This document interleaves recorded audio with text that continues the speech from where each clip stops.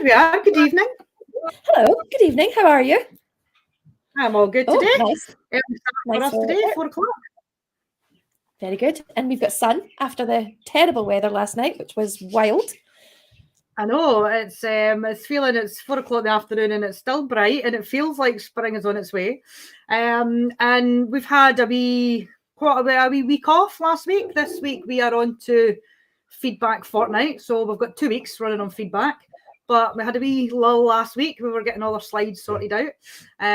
So we'll, if you're joining us live, please let us know in the chat. I'm keeping a wee eye on the YouTube chat here.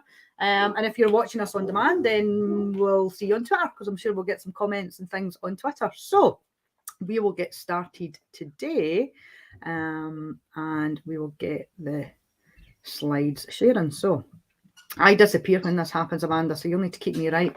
Right, no worries. Anything that comes up, because once I put these slides on, that's it. I can't see the screen. So we are on.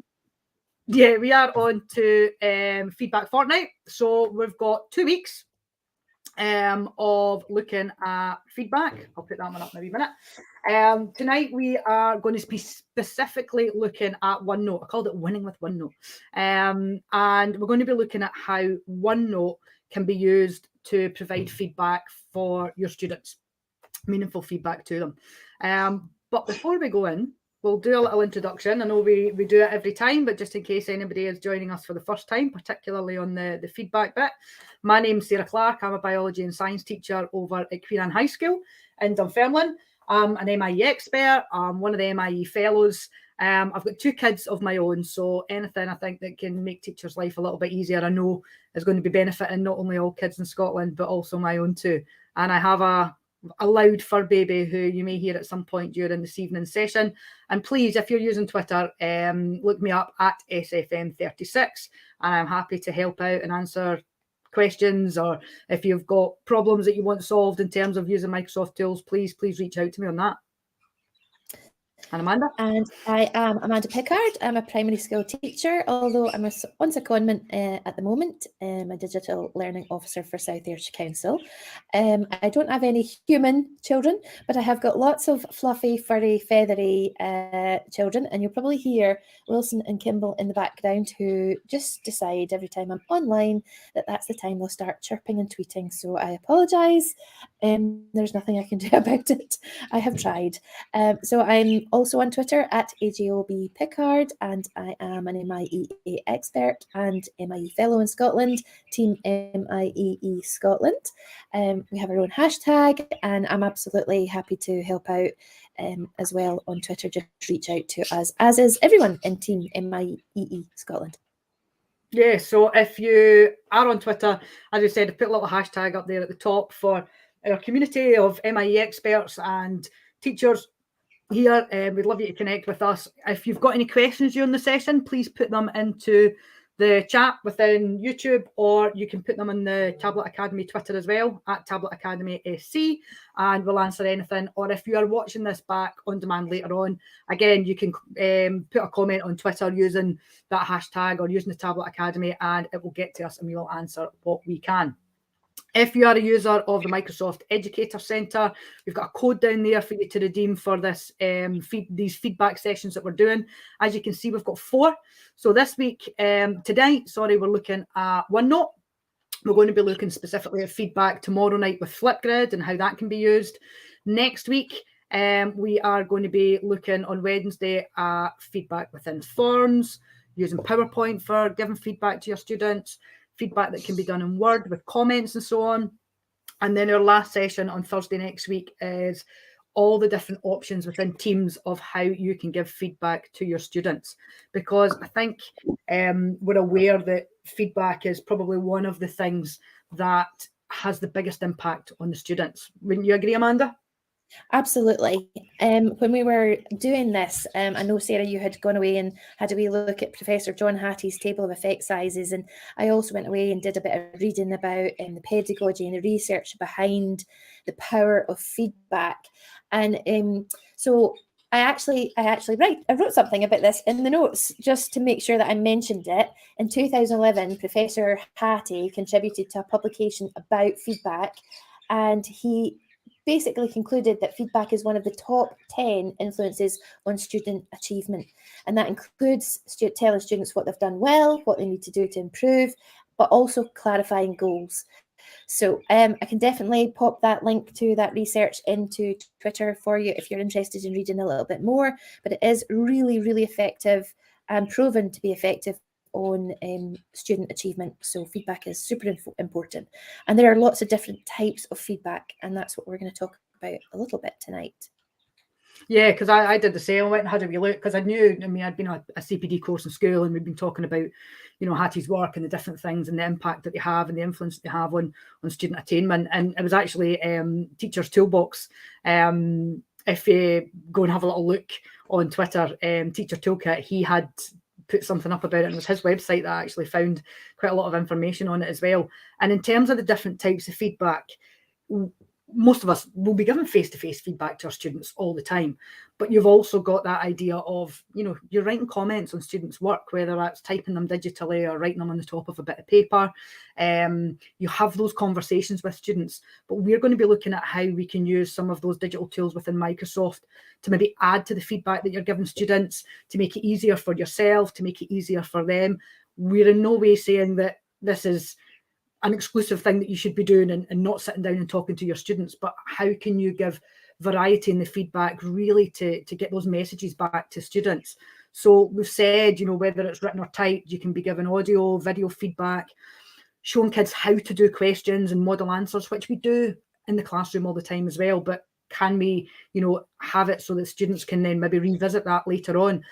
Myself, I'm a high school teacher, so marking schemes are so important for us. When we're talking to students, we're giving them, well, this is what students are you're getting the mark for, but this is also what you're not getting the mark for. So if you write this, you're not going to get the mark because it maybe negates from what you're saying, or you're explaining it, but you're not necessarily using keywords. So many different types of feedback coming from us as a teacher to the students, but student feedback as well. And I always say to the students that they are, you know, each other's, they're a tool, a valuable tool for each other, because they can give each other feedback on things as well.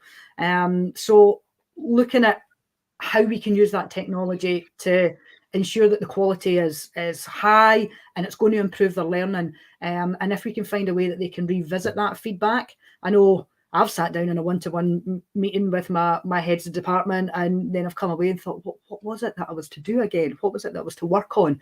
And I think the idea that students can revisit that feedback really helps. So we're going to get started. So it's all within OneNote today that we're looking at. So whether your feedback is going to be typed or written, you can do that within OneNote. You can put documents as a printout, and you can comment then directly on where you want the feedback to be, just like you would do on a bit of paper.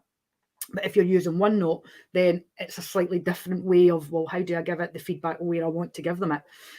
OneNote also allows us to provide audio feedback and video feedback. Now, those could be links within YouTube, screen recordings that you're doing. You can embed Flipgrids in there.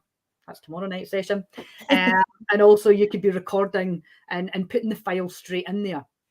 If you are using the desktop app, there's just a wee reminder, there's a few different options with OneNote. So you've got the online version, which is the version that you'll see inside Teams. So we're talking about OneNote Class Notebook here. The online version that's within Teams. You've also got the Windows 10 app, which tends to be the one that I use more often. Yeah, me too. Mm-hmm. There's the desktop app, which I've put, there's a little image of the desktop app actually down there. And then you've got the ones that are on iOS. I use the Windows 10 one purely because it's the one that looks most similar to the online version that my students are going to be accessing. And it's also very similar to what you get when you use iOS. From a teacher point of view and a managing point of view, the desktop app is excellent though for that. And, you know, they had talked a wee while ago about that. It's going to be disappearing. They've decided not to remove that. A lot of teachers gave their feedback to Microsoft on this one. And they've decided to keep the desktop app, which is excellent because it has so many different features. And that actually has a bit where you can record audio and record video straight into the OneNote on that option. Stickers. I think everybody loves a sticker, no matter whether you are 6 years old or the 18-year-olds that I'm teaching still love a sticker to go in there. Yeah. And you can have the ones that are built in, or you can use the custom ones and kind of put your own ones in there too. There's also the replay feature, where using the Windows 10 app, once you've put something in, you can use replay, and then it will kind of play it the way that you have drawn it out on the book. So it just lets them see maybe your thoughts and the thought process, or you can see the student's thought process as well. And for me, cut and paste, I use cut and paste of marking schemes all the time, mainly because I'm having to give the students examples of what SQA are looking for. So it is important that they see exactly what the marking scheme is. And again, they can then assess their own work. So there's a few different options that we can use within OneNote, and you might find one that works really, really well for yourself. You maybe want to then try using another one, but you don't want to overload and be given lots and lots all the time. I would just say, Sarah, sorry to interrupt, video in terms of YouTube, that's not something that our primary pupils have access to in school, so just bear that in mind. And the other thing is, depending on your personal device, you might not have access to all the features in the OneNote desktop app. So my personal device is a MacBook, and I don't have replay. I don't have access to that at the moment. Maybe one day. So yeah, have a wee look at what you've got access to. But we're going to kind of show you all features on that are available within it, although, as Amanda says, you might not have everything. And also things like Flipgrid as well. Just make sure that your local authority has enabled that and has done their DIPA for you on it. And YouTube, I know we're the same. YouTube is blocked for our students within our local authority. So hence why it's not necessarily YouTube ones that I would be using for the students to be accessing in class. So if we go on and we talk a little bit about written and typed feedback, I've got some images here, just examples of what I have done here. So this is one of my class one notes, and the document that the students were working on was this PDF. Now I've inserted that as a printout. We've talked about this before, where if you insert the file, it gives you an option that says, do you want to insert it as a file? Do you want to have a link to it in SharePoint? And it asks you if you want to insert it as a printout. I insert the documents as a printout because then the students don't need to have another app on their phone or on their device to view it. They can view it within OneNote. And then I always right-click the images and set them as a background so the students don't accidentally delete them or move them about. And then once the students have filled it in, and you can see here, I'm actually able to give them feedback directly next to the question that they are doing. So if I was just to write a whole comment at the top of the page, they maybe wouldn't know exactly where it is that I'm referring to. So just like I would do if the students were handing me this as a paper copy and I'd be writing next to it, I'm able to do that within OneNote. I'm extremely lucky. I have a touchscreen device that has got a pen, so I can write on it. So I have a stylus that I can write on. You might be able to do that if you've got an iPad. If you don't, and you have a Promethean board or a smart board in your class, you'll be able to do it on that. Obviously, it's a big book that you're writing on, but you'll still be able to put in your written feedback with on it, because it will run on that too. And I'm able to just add a little bit of written feedback. You can see in this one as well, I'm able to actually write in how they were to calculate the answer there. There's a few more comments that are in, and I've actually put in a marking scheme, which we'll come on to later. This one was a student's graph. So what I've done with the student's graph is I've highlighted what they got the mark for. So they got the mark for actually labeling the graph here. I've put a little tick at the bottom. So this is over on top. So what the student has done is they have uploaded into their OneNote using their phone. They just took a little picture on their phone, uploaded a picture of their graph. And then I've wanted them to go away and think a little bit more about what the graph is actually telling them. So they've done the graph, but I've not got any more information there. I don't know if the student is understanding what is happening in the graph. So I was able to put a little comment in there asking them to go away and think about what effect does the sewage have on the number of invertebrates. So that could be typed in there. I write it in just because it's quicker. But the students can then go back. And I think the beauty of that also is you then don't have the problem of them losing the bits of paper that you have given them back, because it is always in OneNote. And it was one of the things that the students said to me. I ask my students every year to do a little evaluation. because we're using a lot of technology, to give me what they've found beneficial, what they haven't liked about it, how could we improve it for the following year. And a lot of the feedback we get is they like that everything is in one place and they can go back and look at it at any point. I know I have two children myself. I have a first year and a third year. My daughter in third year is very organised. She's very neat. She has things all in folders that are all labelled, any paperwork. My son, on the other hand, a little bit harder to keep him organised. I find bits of paper lying everywhere from him. He is using OneNote at school as well, so that does make that a little bit better. But I find bits of paper all the time stuffed in his bag. And I think for students who do struggle with organisation, this really can help them to organise their work, take a bit of responsibility, and then look back at any of the feedback that you've got. I just allow that little bit of time for them. I'll say to them when they come to class, log in, go into your notebook, and I want you to have a look at what I've put back in your feedback, and giving them time for that reflection. Amanda, that's one of your ones. Yeah, so this was primary 3. We were doing some story writing, and I had actually laid out the task in the content library and then distributed to a group. So this was my support group, and they were using Dictate to tell the story. So instead of worrying about writing or typing, they just used Dictate.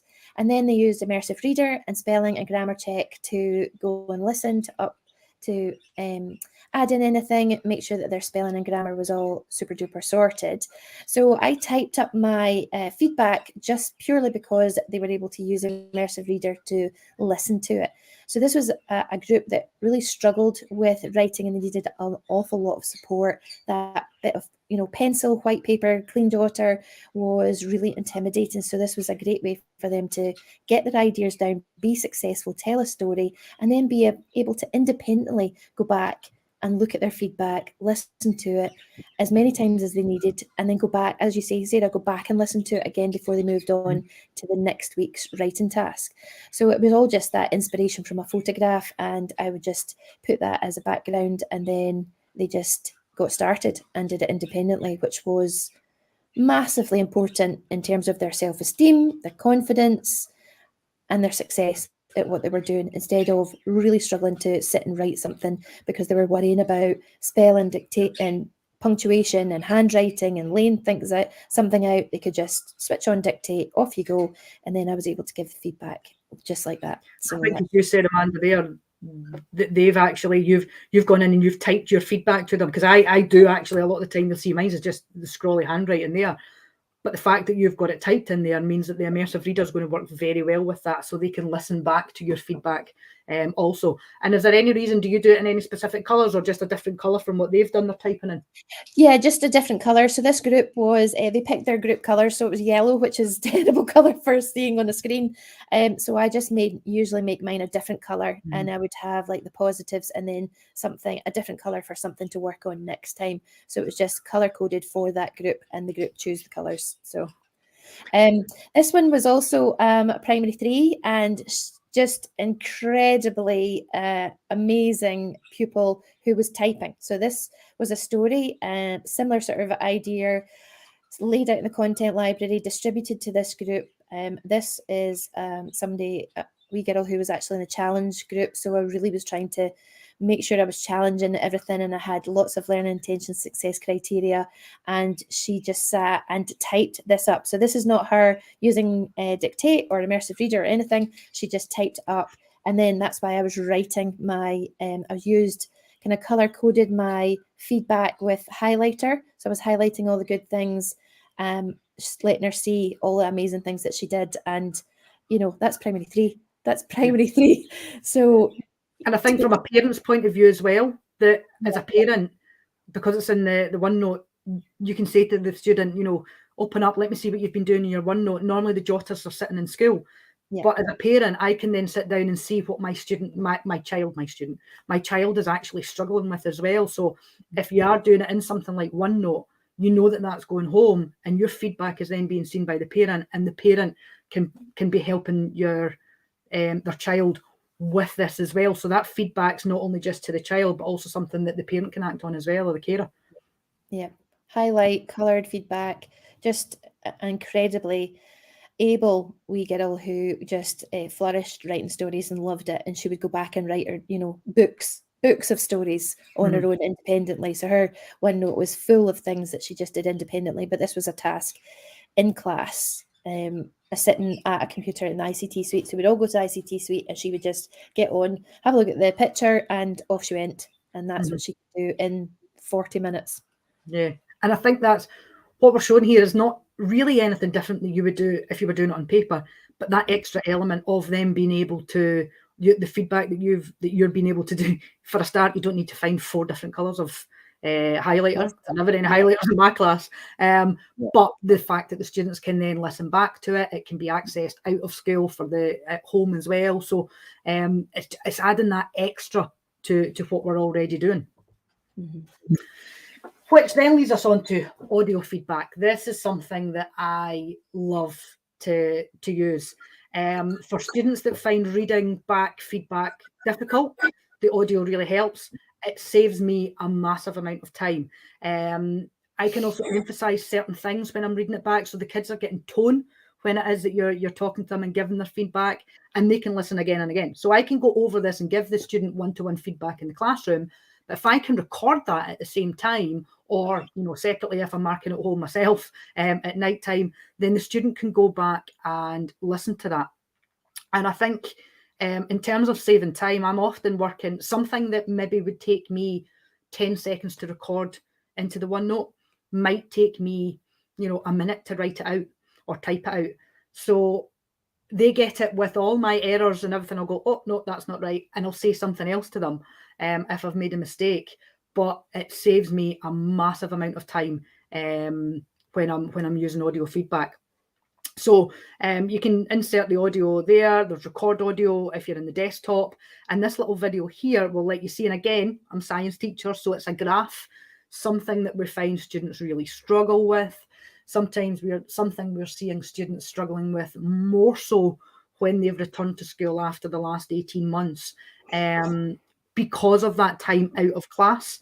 So we're seeing a distinct change in student skills and what they're able to do. So I'll let you just see this little video, and I'll kind of talk. In fact, I'll let you see the audio feedback that I put in for here. So you go to insert and you go to audio. This in the Windows 10 app, and I think I had to actually pause that there, and you can see there, you then just click on record and it gives you this file, and the students. The graph is well done. You've labelled both axes, but you need to go back and have a look at the plots that you've plotted, the points that you've plotted. There are a couple of errors in trial 8 and trial 10. So redo the graph, fix those errors, and you'll get all the marks. And I'm hoping that has come through when I shared the audio as well. So hopefully that came through. Absolutely perfect. Good stuff. So it's just the students uploaded their picture there. I've got a little bit of written feedback in there, but that audio they can listen, and I'm telling them specifically where it is and what they need to do on it. My advanced higher students, one of the things that they had to do in advanced higher biology was to they had a project that they had to do, and there was so many stages involved in planning and doing the practical and gathering the results and then writing that up as a report. And we would always make time to sit down and discuss the project. But there was one year we had 2 advanced higher classes, I had 35 advanced hires, and trying to give them feedback one-to-one. It could be weeks before we actually managed to get a one-to-one sit down in class together to really go through all the work that they had done. So what I was able to do was give them little snippets of audio feedback next to their project, tell them to work on that, and then once I'd managed to schedule in that time to sit down with them inside of class or during their study periods outside of class, they had said, oh, I've listened to what you've said, I've worked on this, does that look better than what I'd initially put in? So they were able to work on things in between us being able to have our sit down one-to-ones for that. But anything you want to add to that, Amanda? Yeah, as an infant teacher, so during lockdown, this is when I really started to use audio feedback because I had primary 1.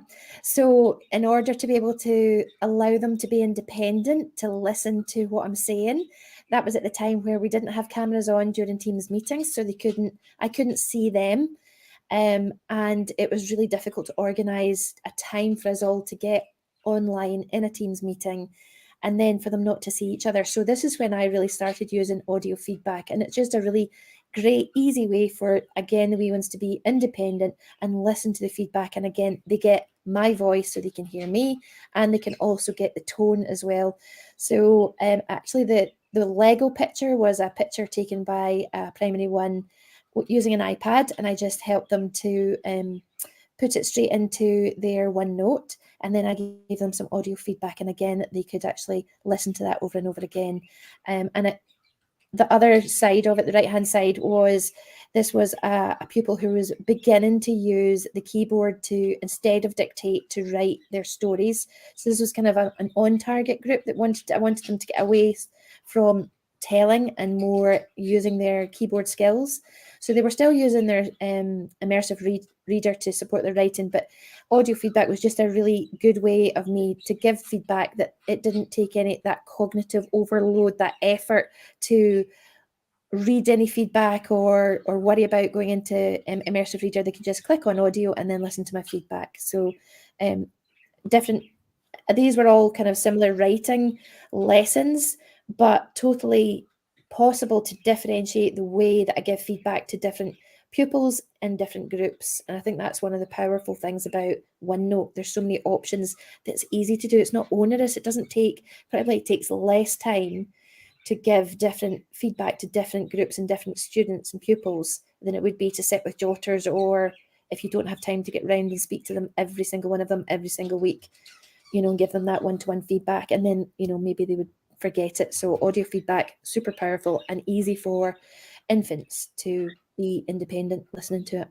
And I think, as you said, Amanda, with because you primary 3s, you probably, or I'm saying, do you find that you were able to give more feedback to them because it was audio than you would have done if you were typing it? Exactly. Yeah, but you could have almost like a conversation with that pupil when I'm giving this feedback. If I haven't managed to get round during the day, then I would just give that audio feedback and they would listen to it, and I could give that almost like one-sided conversation with them, which would make much more sense for this particular group who were moving away from using all the supports to story write and beginning to become a little bit more independent, writing in a different way. And you can see it was a massive effort. I think this was the first week that they were using keyboard skills rather than dictate to tell a story. But this was still a success, and they need to understand that. So yeah, I think it's a really powerful way, and definitely able to give more feedback that they would listen to and be engaged with. Yeah. Which then I suppose brings us on to video feedback as well. If you want yourself to be in it. So within the desktop app, instead of giving audio, if you're using the desktop app on Windows, if you go to insert, you can click. So we've got the record audio there. We've got the record a video, and you can see that was me. There it pops up a little video screen. And just like with the audio, it gives them a little video file that they can then listen to. The only thing I think you have to be aware of is test that out for yourself with the audio and the video if you're using it in the desktop app, just to make sure that the students can access it on any device, whether that's an iPad or a phone or a laptop or a Mac. So I would say to somebody, can you check that you can see that? Can you hear it? Can you access the file? Because there's sometimes little issues with that. But again, they can watch it back, whether or not you feel there's a need for it or not to have you in the video. But you've also got options where you can, as we said, by inserting a link to something on YouTube. So you could actually be making videos and uploading them to YouTube. Put a link in there and the video embeds. Flipgrid does the same. So here, what I've got, there's one of my files that's been, again, inserted as a printout, set as a background. I've got a little bit of written feedback here. But this one, I could see that actually a lot of my students were getting these two questions wrong. They had to look at the graph and they had to then do some calculations. And the answer, I could just put the answer down for them, but they didn't then know how to do the question. So this was actually whole class feedback that I was given. The same feedback that I was given to maybe numerous kids within the class because they were making the same mistake. So I didn't need to write it out into every notebook. what I did was I just recorded myself a little video in Flipgrid, and then I just pasted that link in there, and it sits in Flipgrid. For some reason, it should embed and the little video should come up in OneNote, but it doesn't seem to be doing that just now. I don't know if my computer's needing an update or my OneNote's needing an update. But if they just click on the Flipgrid, then it will show them a video with that feedback. So you can make the feedback specific to the student, or you can do feedback for the whole class, and then just pasting that into everyone's notebook. And I just put a little comment in there that said, check the video, see the feedback video. So I don't think they can then really miss the fact that there is a feedback video in there that they're supposed to be watching. You could add your audio to a PowerPoint file and insert the PowerPoint file in there. We're going to do another night, we're going to talk a little bit about adding audio to a PowerPoint file and the feedback that you can put in there, whether that's one that you make or whether that's feedback within a student's one. And if you recorded an audio file, maybe on a separate device, you could just upload a video, but be very cautious of the size there.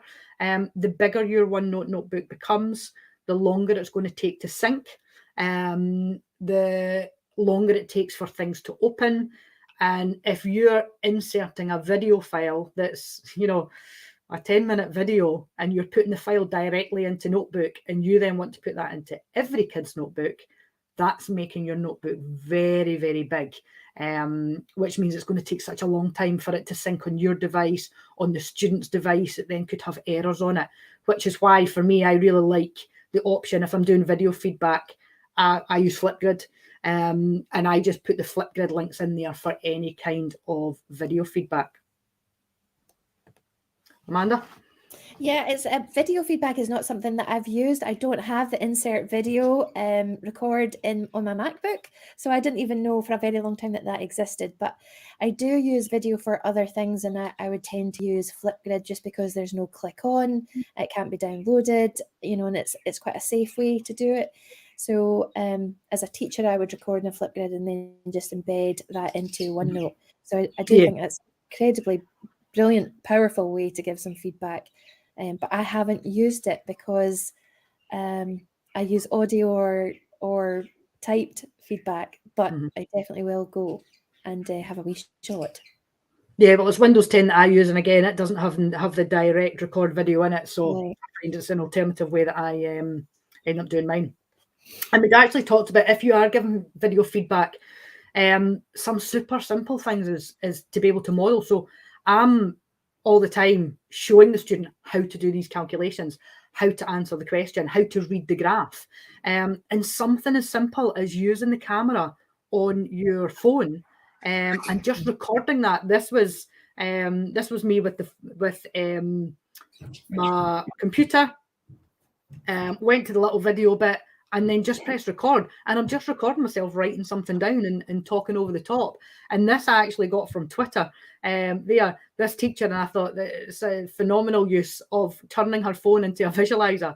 I'm lucky I have a visualizer in my class as well. If I don't, I can use my phone, or I can use my device as well to record. But she had a phone. She sat it on top of, it was a fridge shelf because it's see-through, and then just press record. And she's just doing the writing. And then again, you can upload that video straight into the OneNote. Just watch the size of it. You can then put it into Flipgrid if you're using Stream, YouTube, and then put it in with a web link. And it really is a simple way to model the answer and explain something. Yeah, I would use my visual. I was lucky enough to have a visualizer in class, but at home during lockdown, I had my phone balanced on books and all sorts of contraptions and clips, just so that I could model for the infants. It would be letter formation, number formation, different simple coding, things like that. But this is a really, really handy way. And that fridge shelf is genius, because I literally had so many different contraptions set up in my living room, hanging off the scratch post, the cat scratch post, all sorts of things, just to make it high enough so you get that view of what you're actually trying to model. Brilliant. I know, and I think it's just propped up in a couple of tubs at the side. So something really simple like that can make a big difference, though, in the quality of the feedback that you're putting, and then you can insert that into OneNote in whichever way you see fit and is easiest for you and is easiest for your students to access. Cutting and pasting, and this is probably one that that I use probably more than Amanda, just because teaching students that are going through the exam, and as I said, it's so important that they see what the exam board expect of an answer from them. So what we've got here is the students' extended response. So it's a 9-mark question that they've got to do here, and this student, you can see, got 2. Now, if I am writing out everything that this student has missed out in their extended response, I'm writing out 7 marks for them, and they only put 2 in. So when it comes to extended responses, I find I'm writing more sometimes, or typing more, than what the students have actually put down. Some of them leave this completely blank, a 9-mark question. And that's when I was like, I need them to be able to see what the marking scheme is. So I literally take a screenshot of this, a past paper, and I put a screenshot of the marking scheme on here. They can then see the 2 that they've got. Sometimes I highlight the ones that they've missed out, or I highlight the ones that they've put in. But what the students, I often get them to do is they come back into class and I'll say to them, last week we did our extended response. I want you to go in and look at the task. I want you to look at the marking scheme that I have put in there, and then get the highlighter out. And again, it's a digital highlighter, so we don't have to try and find it. And I want you to highlight all the points that you did not include in your extended response. And they've then spent a bit of time with that marking scheme. And again, it's something that I would be doing in class anyway, when I give them a paper copy of the marking scheme. But I have to cut down on the amount of paper that I'm printing off. I have to cut down on the amount of paper that I'm printing, because I've been told to. And this is just an easy way to get that marking scheme to them. And again, they're not then going to lose it. They have got what the extended response was, and they've got the marking scheme right next to it. So cut and paste, screen snap. Yeah, I don't usually use that, but I think that's brilliant, where you get their extended answer and the feedback, you know, what they have to include right next door to it. So it's not like you're going over different pages or using different bits of paper. It's right there. I think that's incredible. It's brilliant. So simple as well. Yeah, and that's the thing. Sometimes the simplest things are the ones that are most effective. Yeah. And on to stickers. So you might have seen stickers. Stickers. You might have seen in a couple of mine already. There's a little bit of feedback. So there are stock stickers within OneNote. So if you go, I've actually put it in there. If you go to the insert and then you go to the stickers, what you see is this here. And I'm just going to actually play that so you can see all the different options that are available. So you get all these ones, whether they are social and emotional learning ones, there's space ones, and what else did I click on? Oh yeah, pets and space. Monkeys.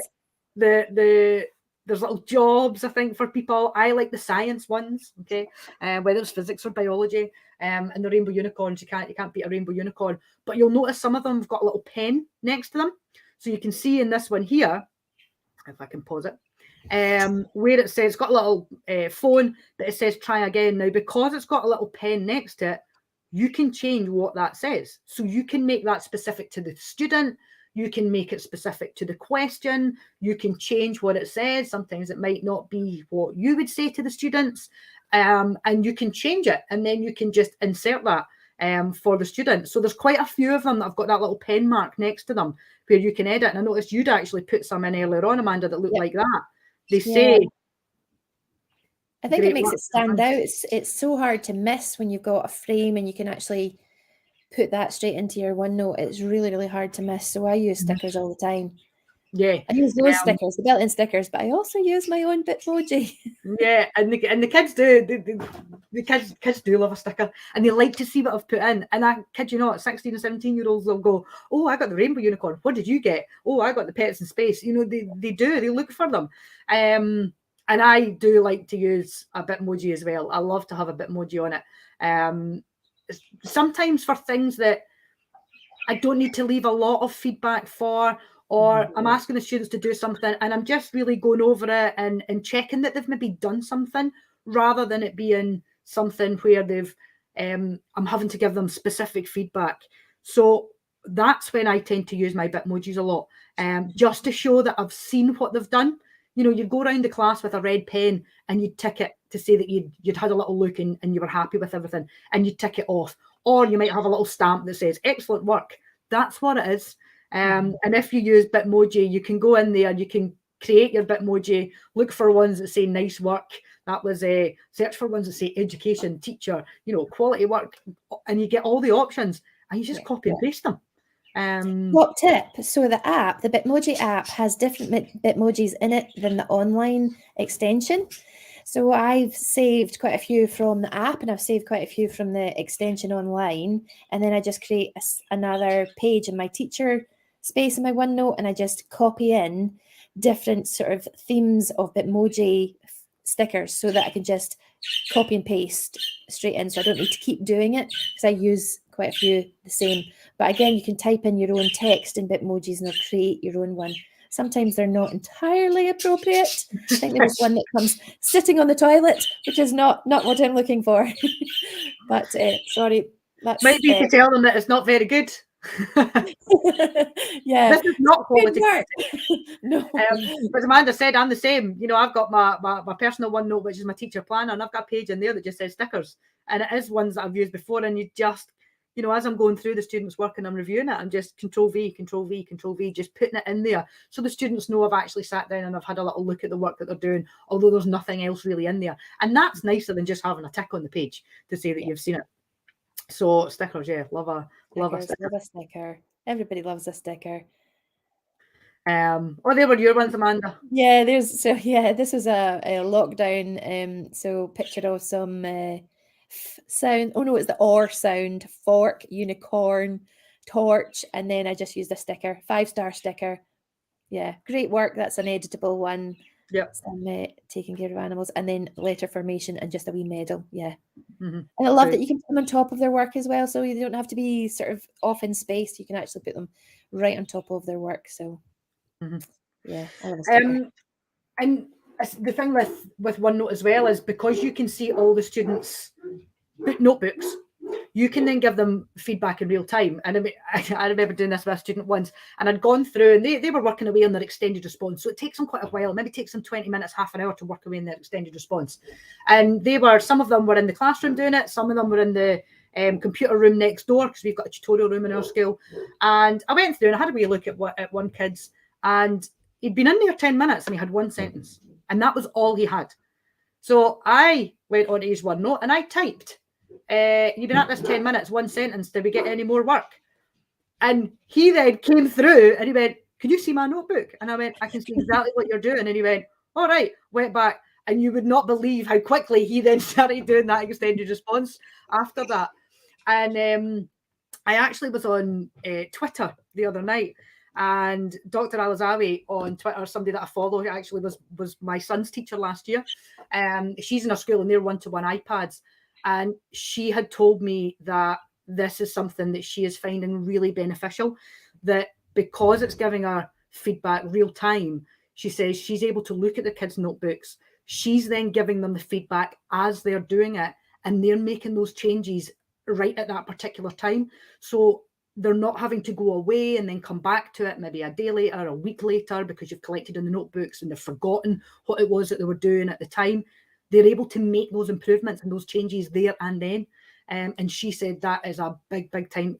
That's a big advantage for her to using it within OneNote, giving the real-time feedback. And she's working, I think it's primary school kids. I think it was maybe primary 6 or 7. She said she was 5, maybe. I can't remember. Upper school of primary that she was given. And she says they are one-to-one. So, not everybody's in a one-to-one setting. I'm not in a one-to-one setting. But it's making a big difference on her quality of feedback that she's able to give, and then the kids being able to action that to make the improvements there and then. Something to bear in mind, I think, because eventually more and more of us will become one-to-one, and I think that's a really clever one, that real-time feedback, to be able to just pick up and do immediately.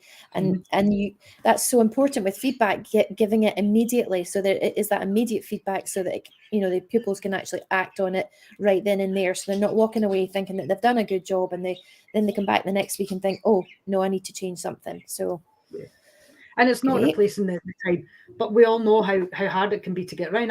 I'm up in secondary school. I get 50 minutes with my science classes, and we worked out that I get no more than 3 minutes per kid in a period. That's the time I've got to give them if it's one-to-one, I get 3 minutes with a student in that is the amount of time I've got to have a look at their work, give them the feedback, and then get them to try and action it. So if I can make that feedback process easier for them, easier for me, it has to be of benefit. So, and I think we are bang on 4:46. We've said if you've got questions, and I'll have a little look actually in a wee second. If you've got any questions, then please let us know. If you are using the Microsoft Educator Centre, if you're looking for that certified educator status, you can go in, log in, go to your profile, redeem code, and put that code in. And not only do you get, your time is logged and the points that you get from that get you to that certified status, it also is logging all your CPD that you are able to then pick up and put in your GTCS profile at the end. Yeah, and possibly get a digital sticker or a digital badge in the meantime. Yes. Well, there's feedback. There you go. Feedback. Yeah. You've done well. Everybody loves a sticker, even if you're the teacher. So I'm having a look if there's any comments coming through. Have a wee look on the Twitter, but I think we're all good for tonight. Yep, absolutely. Thanks so much for coming along. Hope you take something away. Don't forget to redeem that code, put it onto your GTCS profile, get in touch, connect with us on Twitter if you want to find out more about becoming an MIEE expert and joining Team MIEE Scotland. Please also get in touch. We're totally happy to help. Other than that, I think that's us. Yep, we will be back tomorrow night. So we're moving the times around. Some days it's 4 o'clock, some days it's 7:30, just for the people that are wanting to join live. And we're kind of analysing those times and seeing what works best. But we're back tomorrow at 7:30, where we're going to be talking about giving feedback within Flipgrid and the various options that you've got. So if you are somebody where your council has done the DPIA, you find that beneficial. If it's not, you would obviously need to check, but you're not asking students to upload there. So potentially it might be a better option rather than using YouTube for feedback. Also, it's going to cut down the size of your notebook or other ways that you're maybe giving it. If you are using a different tool, you're not using OneNote, you're not using Microsoft Teams, you're using something else, then you can always paste in a link. So we'll be back tomorrow at 7:30. We'll take care. We'll see you then. See you then. Bye now.